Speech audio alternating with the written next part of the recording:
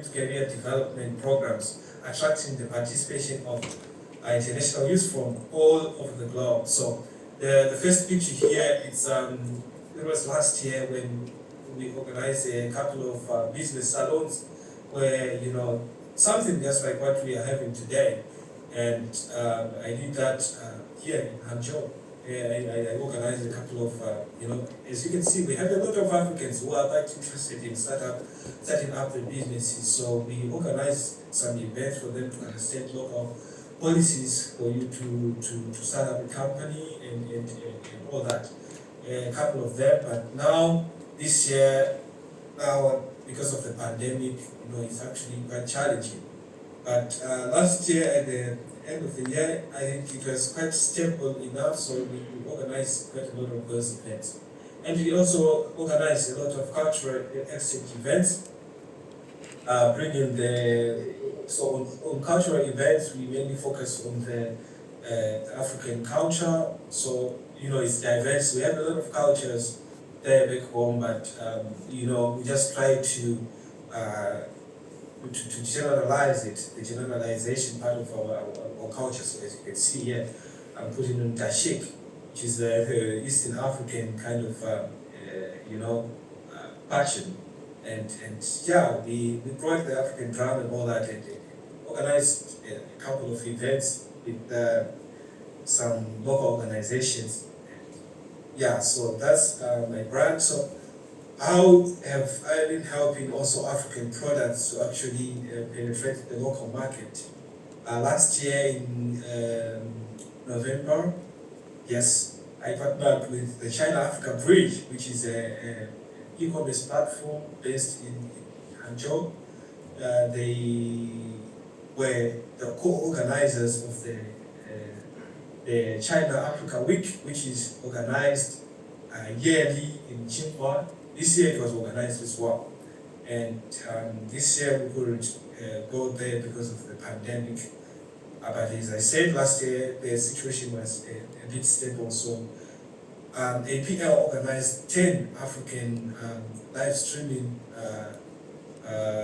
young live streamers or anchors to go to Tsinghua and to participate in this China-Africa product promotion. So one of the things that actually I still remember there, that most of the products that we had there, most of them were just bought from Taobao. They are kind of replica products. They are not actually from Africa. Just a few of them were like really, really African products. So this actually,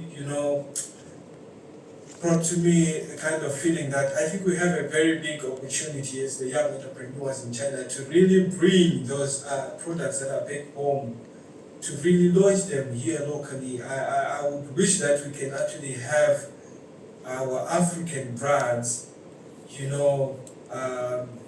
locally, that if I go to a particular shop here, I can find maybe an African beer or the African beverage or something like that.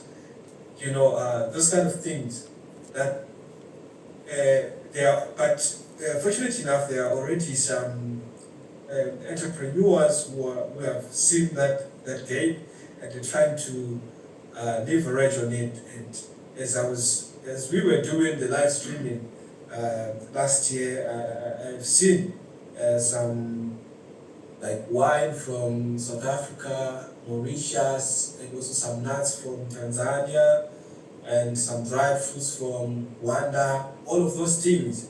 So with some of the policies that have been developed recently, and actually what I was reading in the Vision 2035, the China-Africa Cooperation, and also the 2022-2024 Forecast Action Plan, you can see that China is also going to try to open up opportunities for African agricultural products, to more of them to actually penetrate the Chinese market. But I think what we can do as the African young entrepreneurs is how to see how we can add value to those products. Let's export our ideas back home, promote value addition, and bring in those value-added products as brands and launch them locally. I've seen China Africa Bridge, they already have some brands that are actually African in a certain way, but they are made by China Africa Bridge, which is a Chinese enterprise. They already have established a few products here in Hangzhou. They have the tea from Tanzania. They also have some, a couple of products that they are trying to launch, and this is an African brand, but, made by a Chinese enterprise. Why can't we also do the same? We can try to partner with some companies here, as you have seen in my first slide that I have showed you that Snow Beer was a joint venture of a Chinese enterprise and African enterprise. So we can also try to see how we can leverage on that. And also franchising, I think we can also try to find a way how we can lobby to bring the already existing large brands that are there back home to come and launch their products here locally. I think it can also be good. Since we are still starting up and we might not have very big influence to actually, exploit the whole Chinese market. So we can see how we can leverage. So these are some of the sharing, some of the pictures. This is actually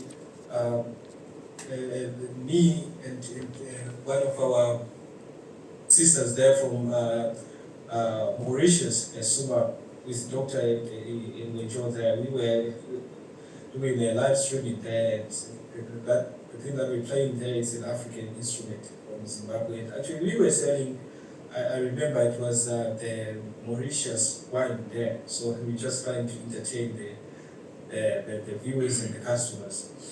So, once again, I recommend everyone here to actually follow the trends. If you can see all of those opportunities that are being developed locally, even those trade fairs, business salons, try as much as possible to take part in them and see how you can actually utilize those platforms to also share something about your products there, so that the locals can actually understand what you're working on. And I was fortunate enough this year, together with the host Olivia, and to take part in the China Africa Youth Innovation and Entrepreneurship Forum, which was held in Changsha during the China Africa International Trade Expo. So I remember during that period of time, during the round table, there were quite, as you can see on this picture, there are a lot of Chinese entrepreneurs here, and some of them are actually very young. And I remember quite well, there was this guy who started Kilimao in Africa, which is an e-commerce platform, right, for African products. So those are some of the opportunities that you can actually try to leverage. We had a lot of Chinese entrepreneurs there, and less African entrepreneurs. We have a lot of them locally, but I think we are hiding behind. Let's come out.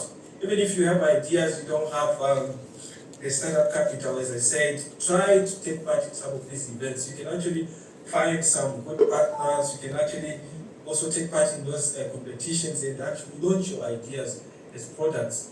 And this is our brother Pacific, and also one of our brothers, Dr. Brett from South Africa. He also have started his platform, which focuses on medical products. He designed some products for the African, market, but actually utilize local resources. So those are some of the things that we can try to do. And recently, under the FOCAC, there was this was a season for promoting African products through e-commerce, right? So I also took part in that. Here, I remember it was, it actually happened in several places. The main station was in Hainan, and our sister Malia, who is actually here also, she was a live streamer there. She did quite a lot in that. And for me, I was just here, and we had the Chimpa, kind of a substation where we also promoted the African products. But again, we have less African products here. So I think I view this not as a challenge, but actually an opportunity that would actually need us to actually go and actually explore and exploit it. Thanks a lot, and actually that's all I had. Hopefully you guys enjoyed. I didn't have much time to actually make preparation of a very rich presentation, but I think from this you can actually get a basic test of what we can do as African young entrepreneurs and how we can launch African brands locally. Thank you very much, and I'm looking forward to questions and interaction. Let's make this a discussion. It's not actually a lecture. Yeah, thank you very much.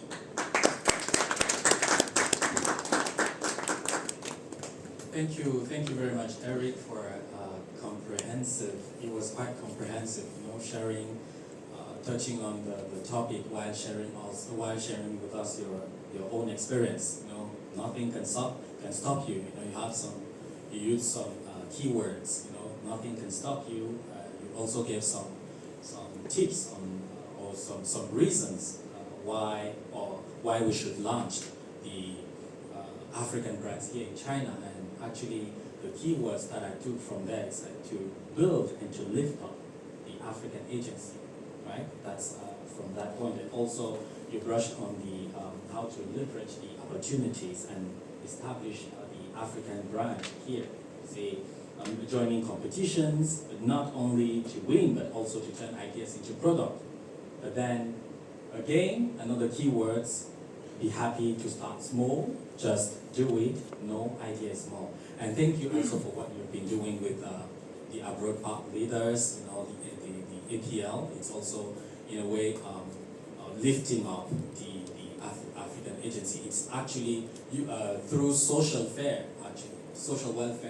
right? If you say social enterprises, of course you're a philanthropist, but using social welfare to brand it, also to impact the entrepreneurship. That's a very interesting perspective. Thank you for that. And I think we can go over the second presentation because the theme is the same, and then the question can all come together, will be addressed to them and to all of us that here. Yes, but yeah, please, we also do want to directly share the pizza. Just, yeah, please, if you can proceed, and then... So guys, yeah. maybe if you want some pizza, you can eat. Yes. Okay. Put it on the table. Yes, you can, yeah. So, thank you. So, yes. So without further ado, because we also do want to hear from a very, it was very an interesting perspective from Eric, but we also do want to go through, we also do want to hear about Pacific. He has a very, very interesting and relatable experience. He just launched a product, an e-commerce platform, the so-called Taobao for foreigners. Very interesting, and we're really, really, really actually curious to hear about your experience, on the topic, how this topic actually it fits you the best. How they say 量身定做的, right? So how to actually launch your product here in China. Not just launching, but how also to make it survive. I think Eric also touched on that. It's not just a matter of launching, but actually to have it operate, because it's something that should also be sustainable. So yeah, without further ado, I'll give the floor to Brother Pacific. Please, we want to hear about your experience on the topic, and then later on, I'll be opening the floor for any remarks, comments, or questions. And you and everyone in their capacity will be able to share. So Pacific, you have the floor. Thank you. Thank you very much. Hello everyone. Can you see my PPT? Yes. All right, great. Yes, I will, first of all, my name is Pacific Twizere, and I'm the founder and CEO at Neza Technology. And yeah, I would like to talk about how to successfully launch your product in China. As our brother Olivier was saying, that we just launched a product called Bezabai. Yeah, I also talk about it, and then mine is not going to be more. It's going to be actually more of an experience, like about myself and how I came up with this idea. All right. So let me actually show you what I'll talk about. Talk about myself, talk about creating value, opportunities, and how to boost yourself. All right. So let me first actually introduce myself to you so that you know who is actually sharing this idea to you. Yes, so as I said, my name is Tuesday Pacific, and my life is actually in you can find it in three kind of like ways. I'm a businessman, I love my family, and I like music. With that, you just summarize me. All right, so I'm a CEO at NESA Technology, and I'm a recent graduate. I graduated actually this year, June, and I'm also a gospel artist and singer, and I love creativity and innovation. I've quite learned some quite few life lessons that I think I can also share them to you. One is that in this business world, if you can't fail if you don't quit. That's one. Second is that actually nothing will work until you do. And another thing is, which is actually sometimes controversial to some people, but if you create value, money will follow. So notice the difference is not you just first follow the money and then create value, but if you create value, the money will follow. And then another one, last one is that opportunities are for prepared men. So if you want to leverage opportunity, be prepared. All right. So in this talk, we will be talking about like the products, right? Launching your product. So in this case, we are talking about a startup, right? So I would like actually to hear from you. What do you think a startup is? What do you think a startup is? Just maybe one or two people, and then I continue my talk. Just to tell me what you just think about startups. What's a startup in your kind of like words that you can say? Just two people, then you continue. Anyone who wants to try? Yes, I think so. Yeah. Mm-hmm. Maria. Yeah, I think when you use the word startup, it's something you have to, you already think, you already observe. There's something, there is a door outside there, and how to open this door. You think there's a door first. When you think about the door, then you think how to open the door. Then you think to open the door, need to have a key. So you have to have those thinking. Those are the definition of startup. You cannot just say, okay, startup, I need money. No. Why you need this money? How you want to get the money? Okay, I have a house I want to build. But there is a house, a name called house. So the mere fact you think about a house and you already think what it costs, what is the value of that house. When you think about that, I think that is a startup in life. Thank you. Wonderful. Good. Any other person? Great. Come on, just one more person and then we continue. Good. Well, just to save you time, I will buy us time. I think starting of just going along the line with what Maria said is when you have some thoughts that you want to turn into product and you want to try. You want to give life to your thinking. Let's say I thought of a product and I want to materialize it. I want to give it a shot. I think that could be a startup as well. So please, correct. expert. That's one. Yeah. Thank you. Yeah. So actually, all of you, what you have touched is good, but the common bar I can discern from that is that you have an opportunity that is there, and you want actually to leverage that opportunity. You have seen a gap in the market, and you want to create something that can make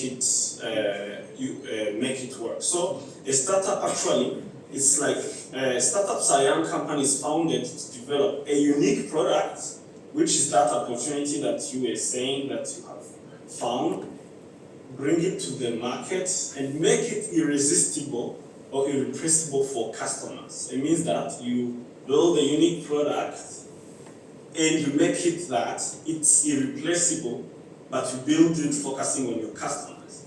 And this is important. All right. And then I'll share a little bit about my journey, about starting up.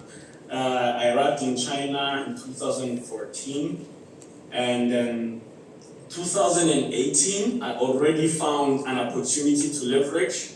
I found that there is difficulties for foreigners to communicate back home.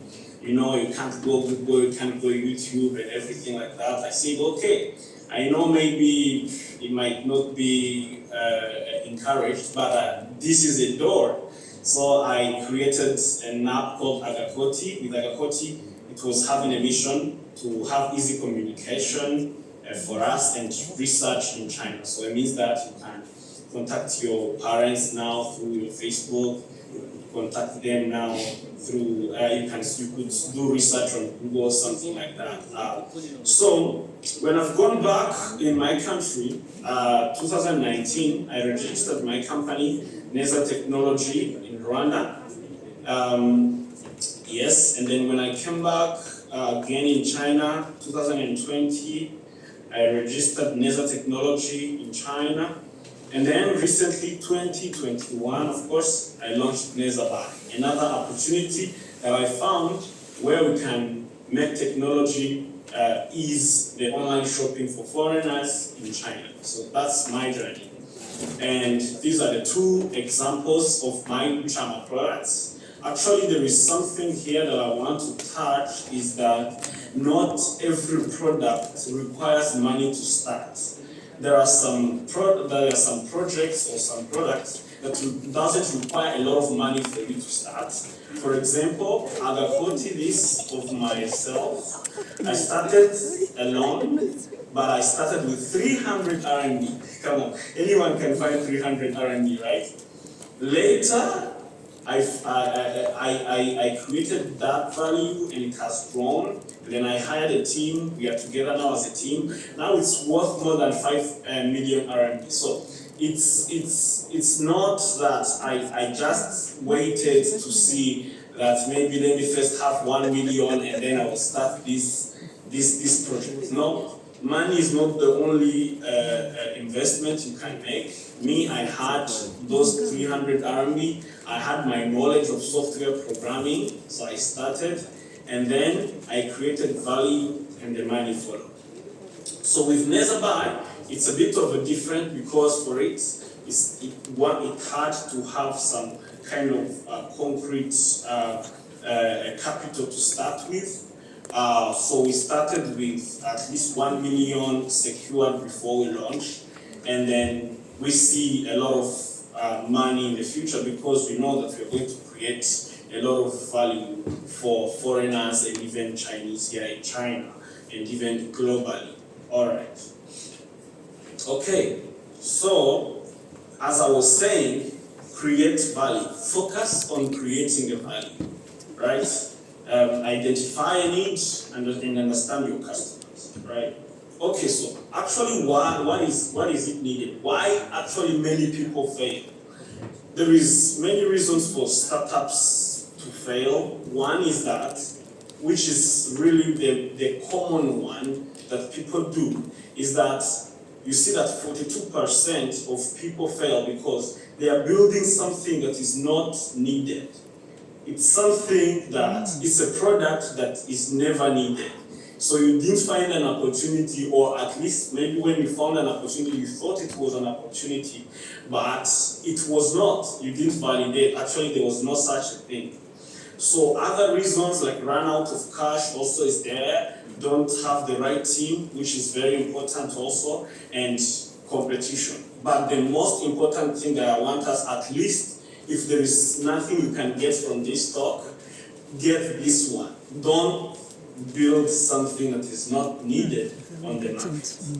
All right? So identify the need of your product, and never start by registering a company like many people does. No, first identify that product and then create that value. So if you create that value, I assure you that money will follow, because that's actually the principle of the money. Okay, all right. So how do you validate and define your opportunity that you have found? First, you have identified there is a gap, there is a problem. So understand the problems. If you are in China and you find that maybe a lot of people, maybe like, okay, so let's say you see that there is maybe no coffee here, and then understand if there is a need for actually people who are very interested in that coffee. And then from there, you can start from there and then see how you can import that product here.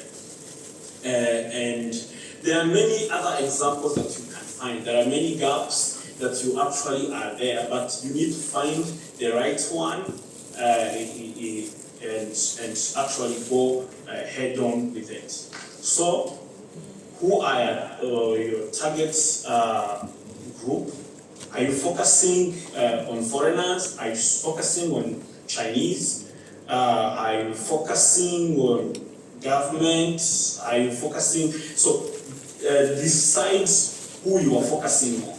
It doesn't matter if it's a small. I will actually advise you to first target something that is small, as it may not require or scare you to start very, very big in order to be high.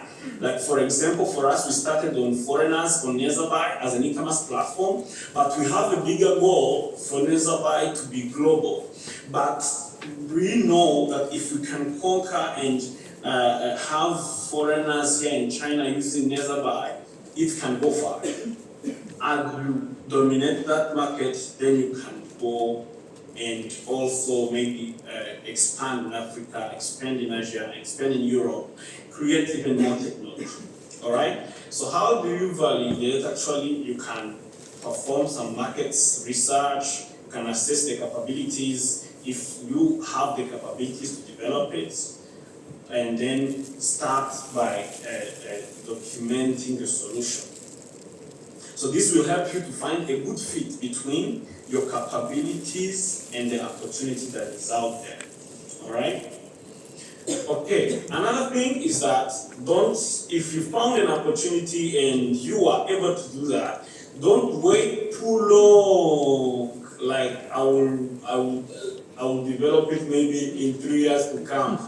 But if you found it, a lot of people are tempted to directly say, okay, so I want a really very, very perfect thing to be on the market, You have identified, yes, and maybe you've done some research, but you may be surprised after you launch it that actually people want it a different way. So if you have invested a lot of time building it in a way people won't have, like those features you have implemented it, maybe let's say in a software perspective, maybe you put there like a lot of buttons but that are useless and no one is going to click on them.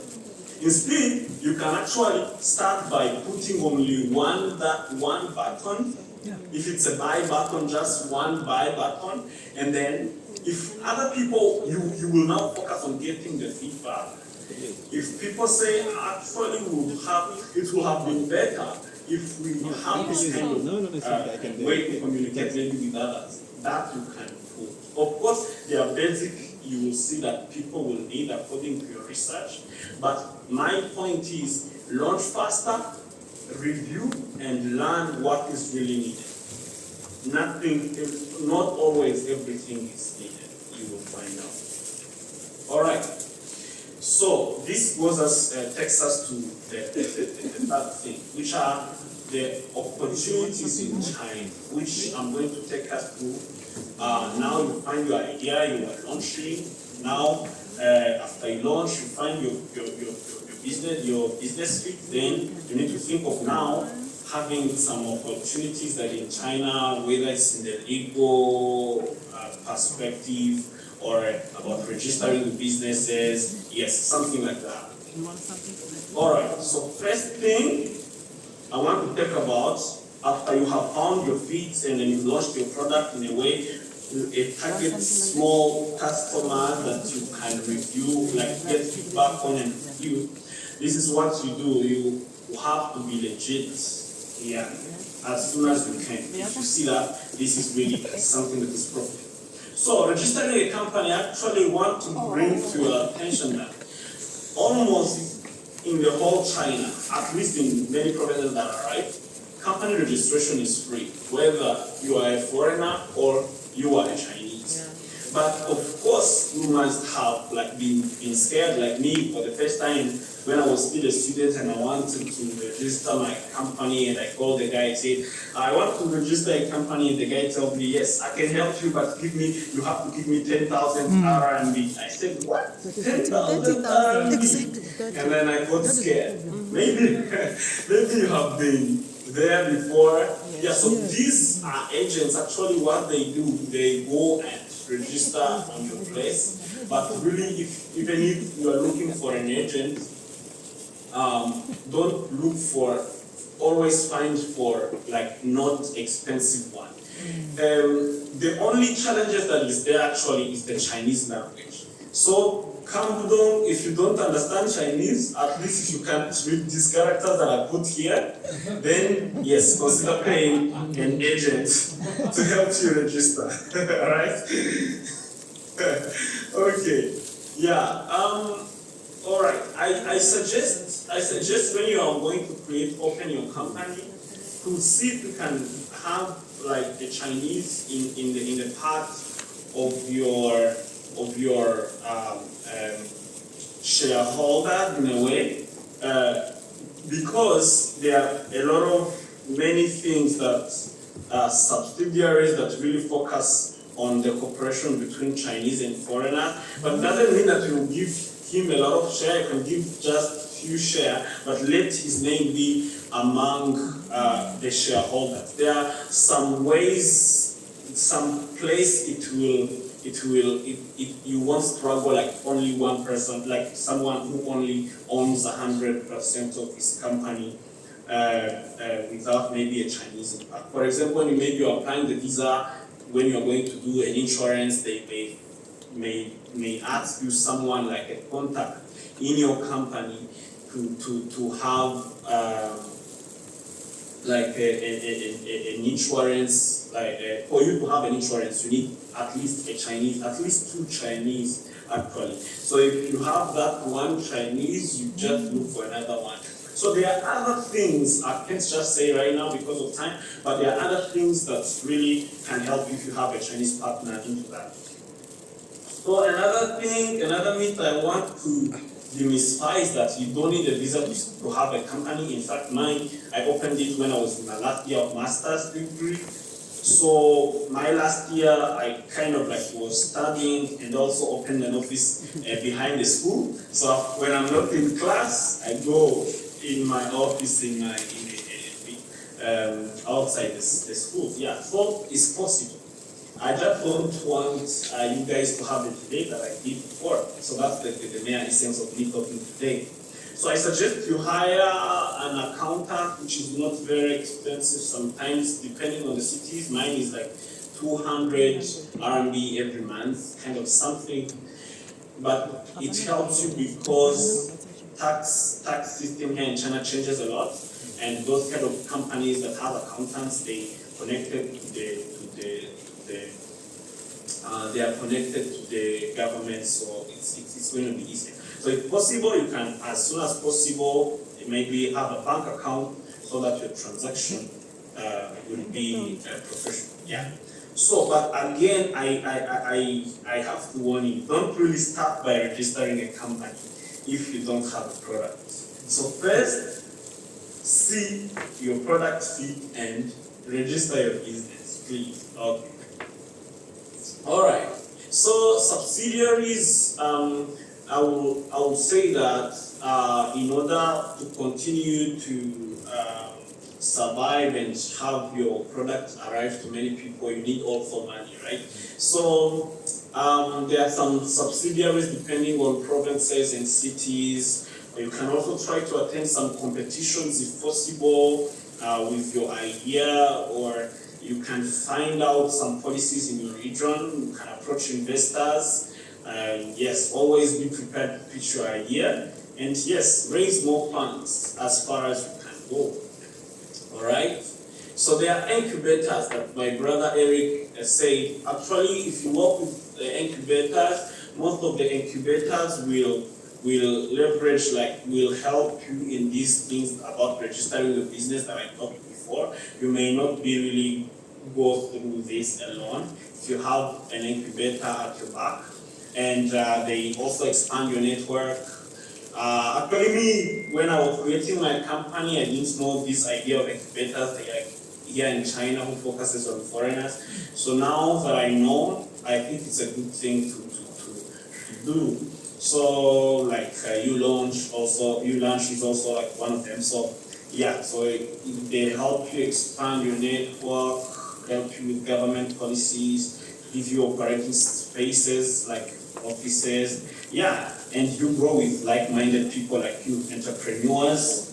And yeah, the environment is very important. All right. So the last, now boost yourselves. Yes, it's very important actually to take advantage of social media and the media as a whole. So if possible, you can invite some media houses. Here, as you see this picture, I was launching Netherby. I had some contacts with my leaders, and then they could arrange like a TV station to come, and as they come, they put your word out so that people know about this. And also another thing I will recommend is that if possible, you can spend some few money, you contract a designer so that every content that will come from your company or your business will be looking professional. This way, you like in business always we have to build trust. So with this in mind, if you have a good image, a good looking information, make sure that everything that goes out is on point. You are actually marketing in a way, you're building trust even in your customers that will see all those contents. And strongly suggest if you maybe a product as like a product of like from our country or another product you start, identify the platforms that are existing that already is targeting your target that is for you, that is easier to reach, because you building up the momentum and getting many users, if you just go by yourself, it may take you a while. But if you find some platforms that can accommodate you and they are targeting already your target group, it will also accelerate you. So of course, if it includes foreigners, then you're welcome. Join Netherby. We are also focusing on foreigners, as I was saying, and you can have a shop on Netherby and sell your products. And as we have many users already who are using the first Agapoti app that I was talking about, and they are also raising more influence here in China. So it's good that you can create a shop on Netherby. So it includes it includes the Chinese, and you want really go head on the Chinese also. Then you can also consider also platforms like Taobao and something like that. Yes, and JD and many like that. And join live streaming, create a channel, anything that can take you out there is very welcome. All right, so keep marketing. Leave the mentality that if I've built it, people will come. It's never like that. If you don't, they don't come actually because you built it, because you launched it. They come because they know about it, right? And they come because they need it. And they come because you have convinced them to come.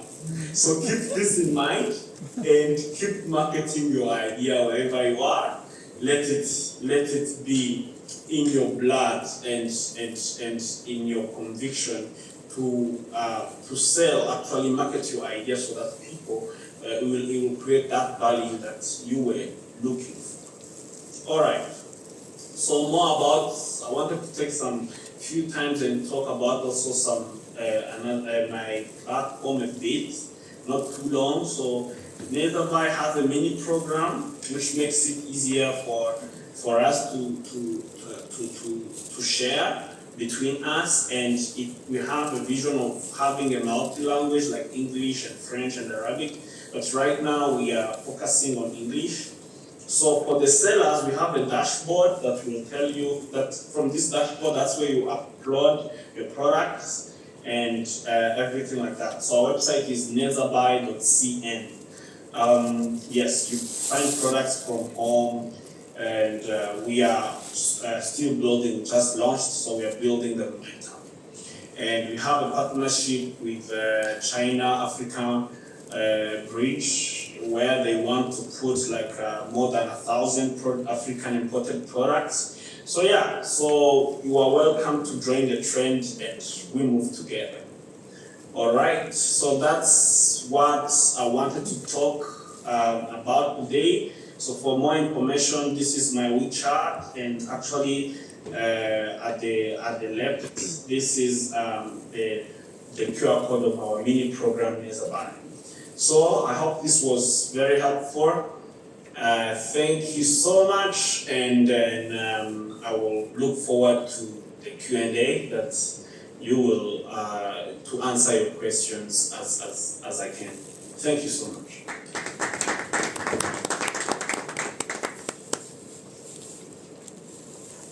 Okay, thank you, Brother Pacific.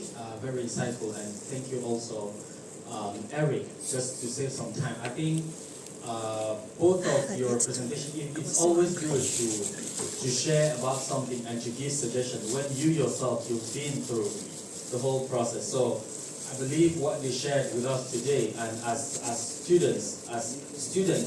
transitioning from a student perspective to an entrepreneur, yes, they've been, whatever they shared with us today, they've been through every single step. You could see that in Eric's presentation, you could see that in Pacific's presentation, who just launched his Netherby e-commerce platform. So thank you very much for also taking time to prepare and to share with us your experiences, sharing with us your challenges as well. But I want to open the floor to people that are also entrepreneurs or students that might also have some questions, some comments, some suggestions.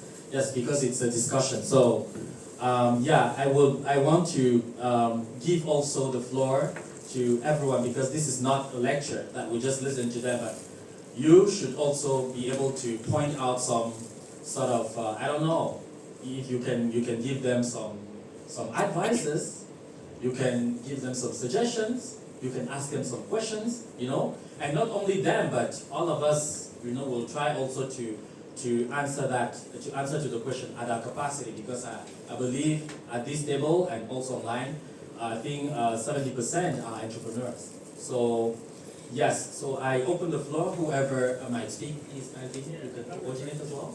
Yes. Yes, of course. Please, yeah. Okay, thank you. Brother Patrice, you expected that, right? So yes. Yeah. All right. Good afternoon, everyone. Good afternoon, Eric, Pacific. It's good to see you again, although we are not face to face. Thanks to the advancement in technology. Yeah, thank you both for your wonderful presentation. I've got one question first for Pacific. I would like to know, is there any other platform that is quite similar to what you have so far? Okay. All right. Other platforms that are similar that at least took my time to research about. One is Motherland Stuff. Motherland Stuff, they also have this kind of like vision to bring those products from home to the Chinese market, also to the foreigners.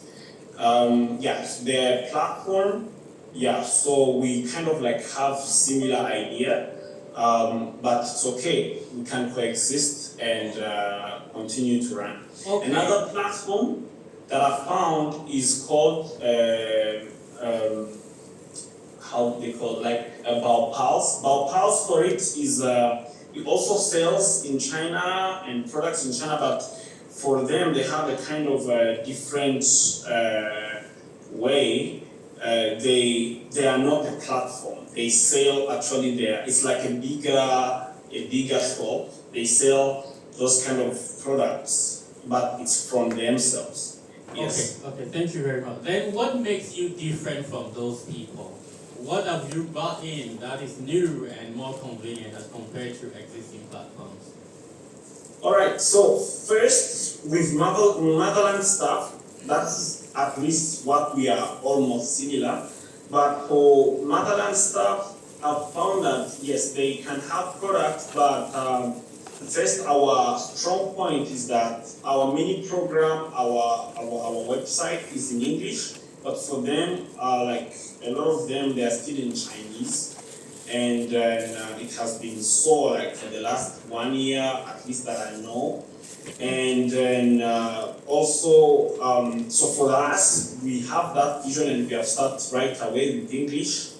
And we are also, we built it in a way it will be easier for us to incorporate like French and Arabic.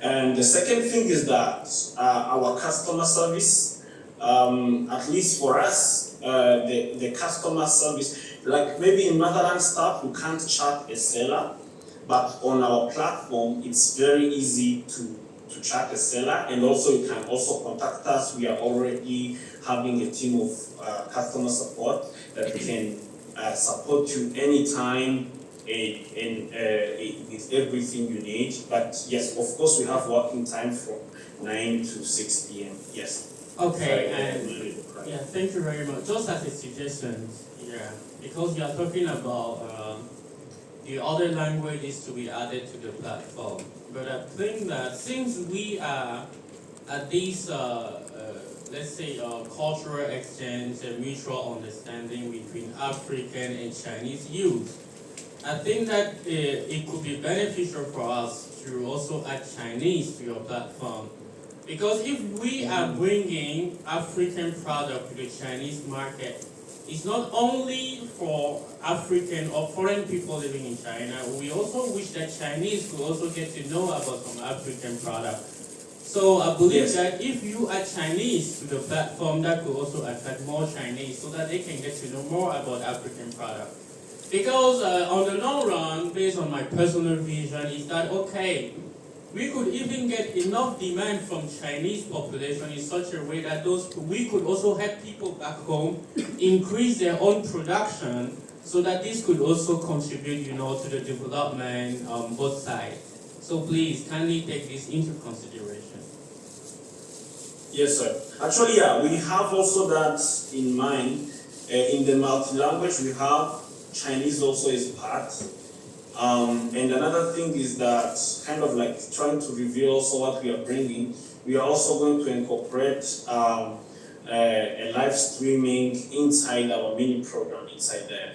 So, and there we want to encourage actually foreigners to try their best to cooperate with Chinese, to be able to continue to live stream and attract even Chinese to be buying. But the Chinese need to be convincing for them to buy a product. So that's why we'll bring out live streaming also to see that we can tackle a Chinese market. That will be very awesome. And yeah, and thank you really for the suggestion. It's really matching with our vision. Okay, thank you very much. One more question from Mr. Eric. Can you hear me, Eric? You are not a speaking. Yes, sir. Okay, so tell me, how do you balance, because Mr. Pacific is not a director, a CEO, is no longer a student. So I would like to know, how do you balance that? How do you do with your studies? How do you do with the company? How do you find that balance point? All right, thanks very much. That's a very interesting question.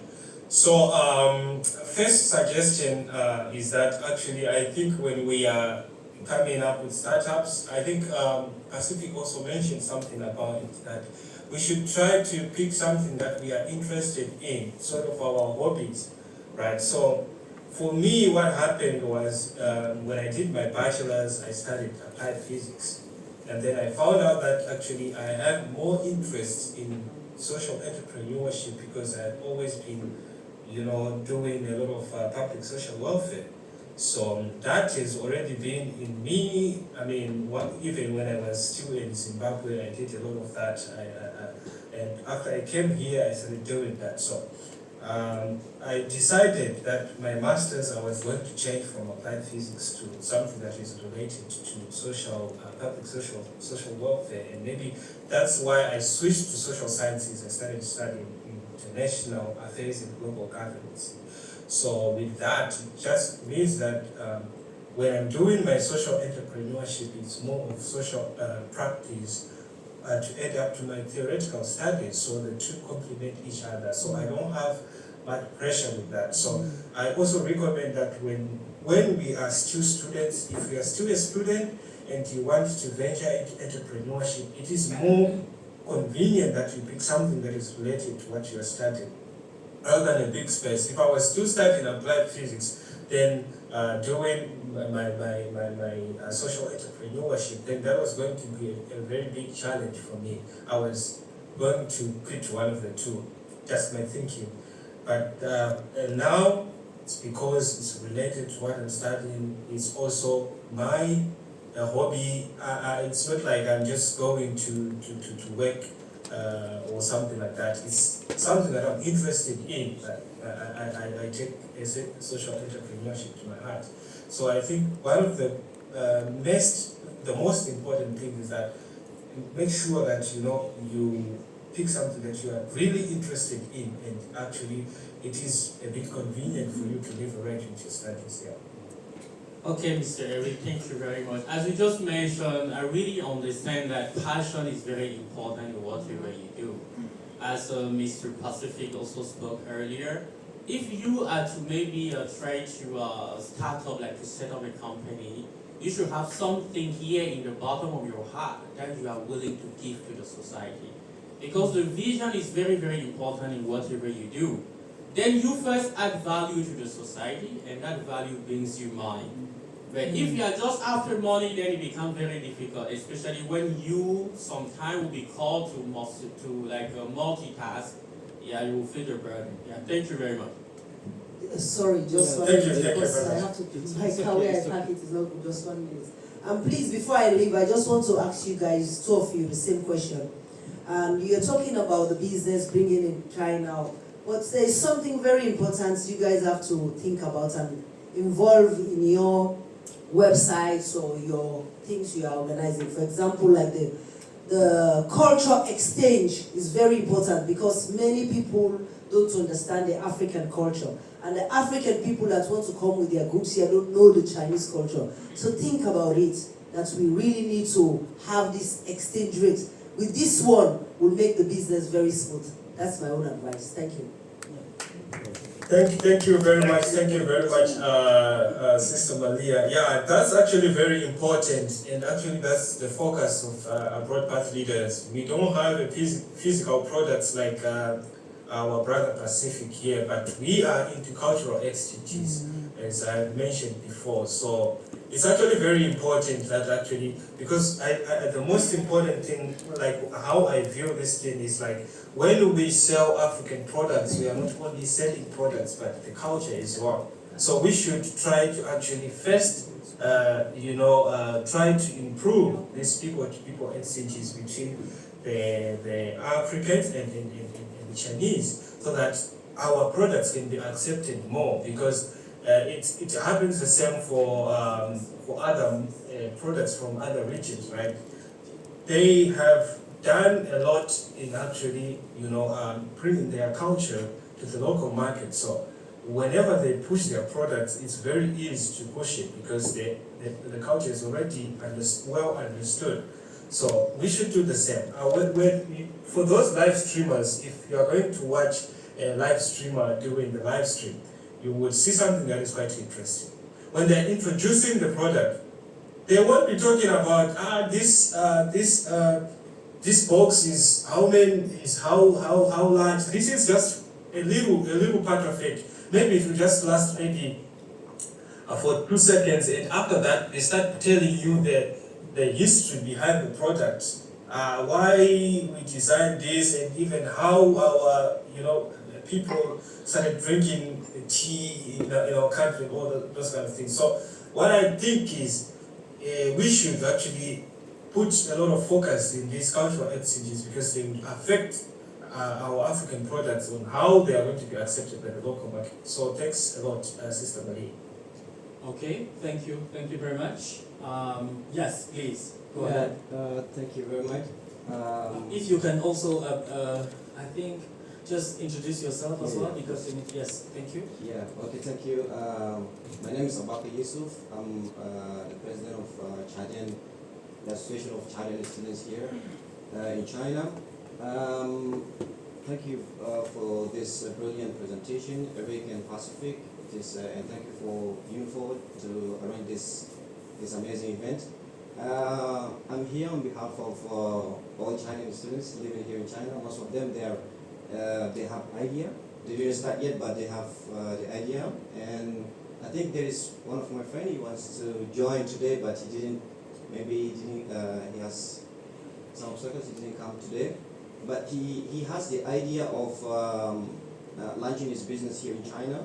He wants to move to perfume, products from my country to China here. But when we are a student, we have ideas, but when we see China, there is a lot of government policies, rules, a lot of things. It's not easy to start.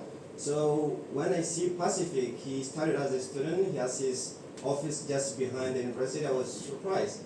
And my question is, how did you manage to face all these obstacles when it comes to government policies, rules, and this is my question.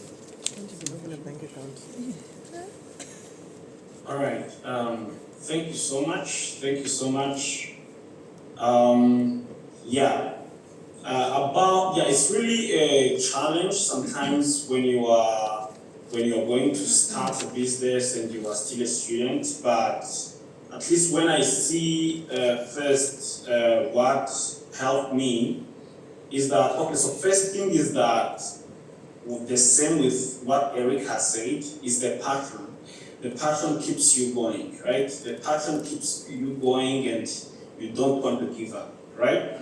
Second thing that at least helped me is that I knew Chinese. The Chinese language, I cannot really tell you how much value the knowing Chinese has really done for me, or how many doors it has created for me.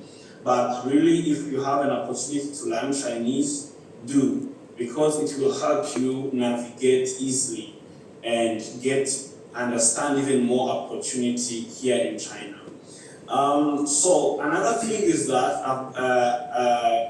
I've joined myself to an incubator now. So there is an incubator that we are working with here in Shaoxing. So this incubator has actually, they have founders. We have then they enrolled us in the incubation, and then this way our network was expanded, and then we have, because one of the things is like money you are spending, but incubators make it easier because they can give you a working space that you don't need to pay sometimes. Maybe they can even offer where you have to stay. So you just maybe need to focus only on your business. So it depends. There are many kind of incubators also, but you have to choose the one that you think will benefit from you. But yes, 3 things. Choose something that you are passionate about. If possible, if you have a Chinese language, that would be a plus. Or maybe you have a very intimate friend who is a Chinese to help you through. The third, join yourself to an incubator if you see that money is not something that you are finding at hand right now. Right. So that's what I can tell you. Okay, so I hope I answered your question. Yes, of course. But I have another question. It's like my question is what kind of obstacles that you, when you start your business, that you face when it comes to Chinese, government policies, all these rules. Okay.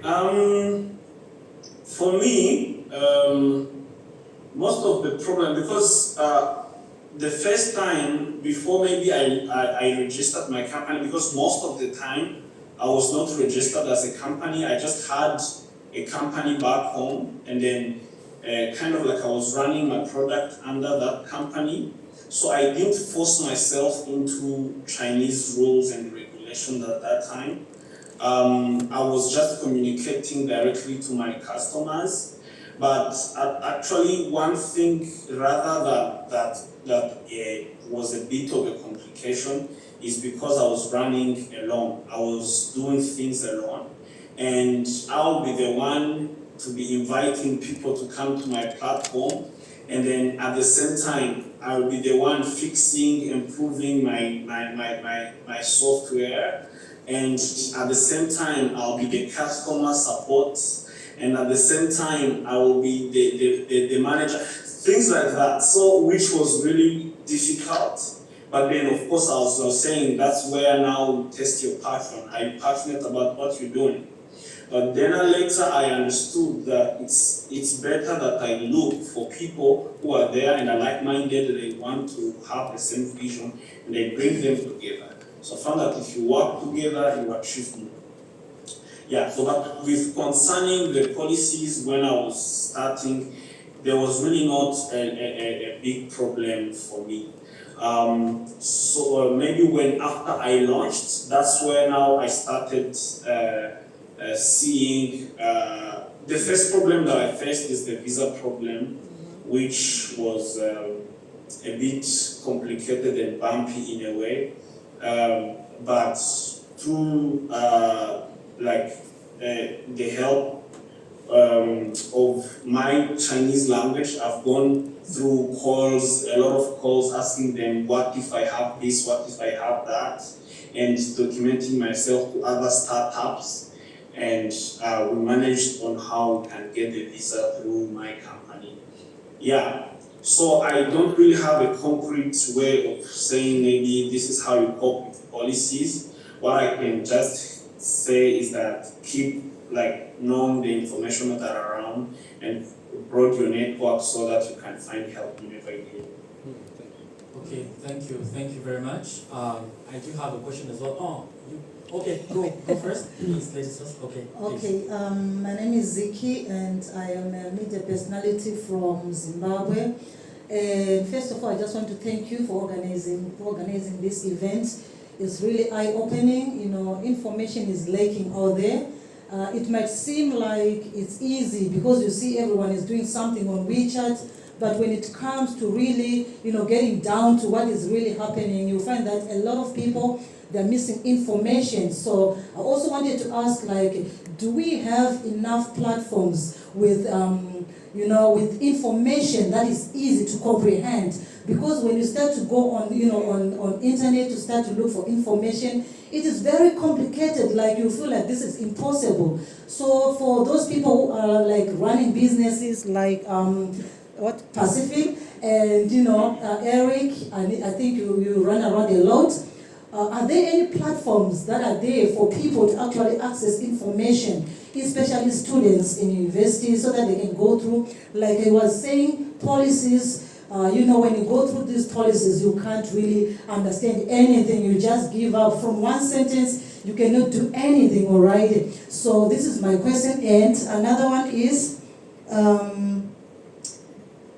okay, now we have the issue of people who are running businesses, especially young Africans. They do have the information because now their businesses are running. But when you go to them to ask for information, they become agents. They start charging you money, a lot of money.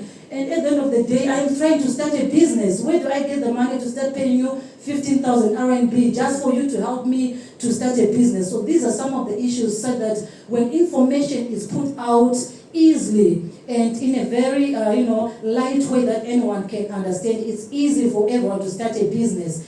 And for Eric, I'm really proud of you. Eric is my countryman, my young brother. I'm really proud of what you're doing, and we see it, and we want you to continue to be teaching the young people. We do have a lot of people who still have this notion or this negative, image of China-Africa cooperation, who just look at what is being discussed in groups, what is being discussed on WeChat groups, but they don't really understand that some young people are actually prospering, okay, in China-Africa cooperation. So, Eric, continue to do what you're doing, and also to my brother, Pacific, I'm actually using your application, Agagoti. Yes, I'm actually using it. Yeah.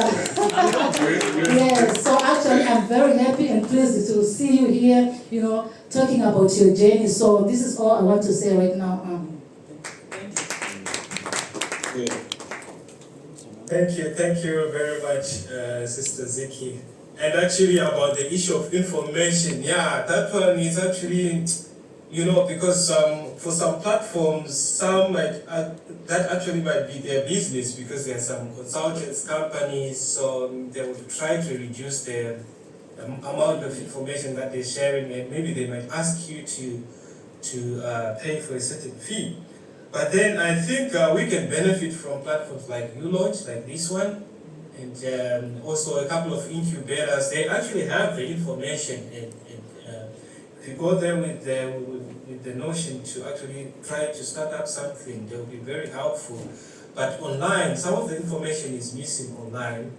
And hopefully, if we continuously have this kind of brainstorming sessions where we can share some ideas and all that, so that the information can reach a greater audience, I think it will be helpful to all other African young entrepreneurs who are in China.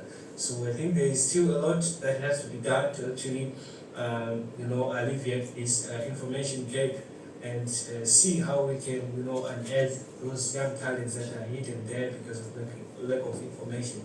So thank you very much for bringing that to our attention, as everyone is here, and hopefully ULaunch is listening to that, and after this they will do something about it. So thank you very much. Okay, sister, I would like to just say some few words regarding your concerns about people charging you too much.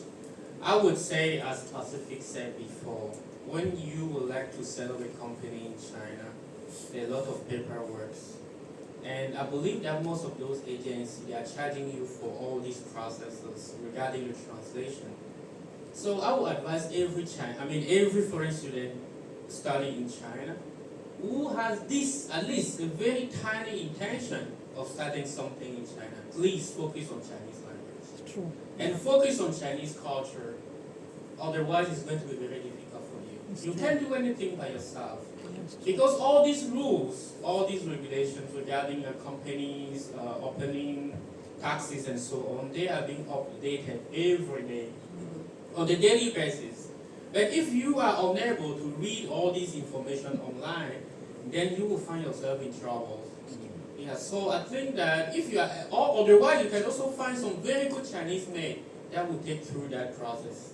Otherwise, all those guys out there, for example, see anyone that is calling Chinese here, he will just tell you, I'm having a consulting company, I do translation.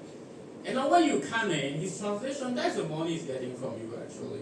Yeah, because all those things are online, but you are just unable to get them. Yeah. Yeah, oh, you go first. And just to add on top of what Brother Patrice said, actually I think Pacific also touched on it, that you should try by all means if you can to find a Chinese partner to work with. That would actually reduce a lot of inconveniences for you. So for me, when I actually registered a company for my platform, I found a Chinese partner who I worked with together. And of course, Chinese also helped me a lot. I do a lot of things by myself because I understand the language. But for some other things, you might also still need a partner to work with and actually make sure that it makes your work easier. Yeah, so if you cannot speak Chinese, you cannot understand a lot of Chinese, it's actually advised that you try to find a partner. And if you can also still find a partner. I think a lot of African entrepreneurs who have been running their enterprises, they've done it that way. Pacific is here, and also even I think the most it was Olivia here. I think it's also one and the same thing. Yeah. Okay, thank you. I will have a very quick question. I know the topic is, launching the African products in China, but my question will touch on sustainability. And by that, I mean, how relevant are your respective platforms for the African continent? We have to, we're launching a product, yes. It's one thing, but then we say, okay, it's one thing to plant a tree, but you have to water it so that it grows, okay? It's another thing to make it sustainable, but then we're still talking about China. How relevant are your relative platforms to the continent?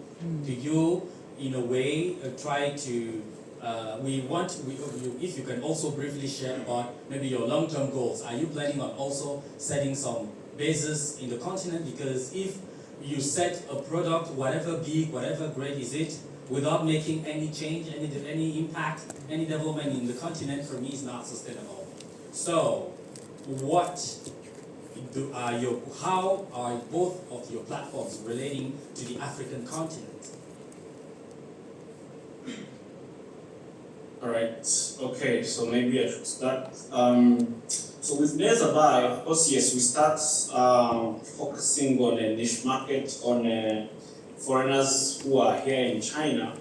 But as we progress, the next thing we are going to do is to have another phase of people sourcing products in China very easily.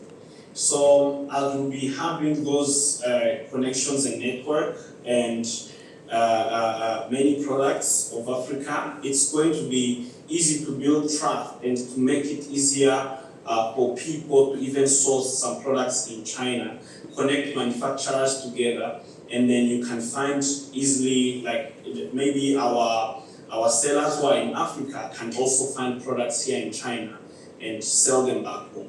That's one facet of Nearby. But another thing, maybe in the overall of my company, is that my company, I always have it as a vision is, I want to have two companies here in China and in Rwanda, my home country. That's why actually I have two companies that I registered in both places, and I have offices in both here in China and also in Africa. So which means that it's going to be, my vision is going to be like, I have to take the technology here, help maybe Chinese workers do on a technology, but actively be thinking on a gap, how can this technology close the gap back in my country.